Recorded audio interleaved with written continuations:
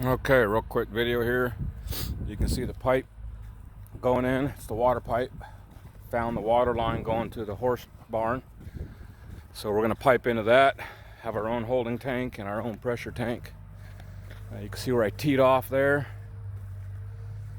Cut in some new pipe, put the T fitting in. And you can see the map gas there. I heated up a pipe. I hate fittings, so instead of doing a 45 with fittings, I heated it up, and right now it's drying. Then I'll pull that apart, prime it, glue it, and there you go. So trenching the water line now, and that's it.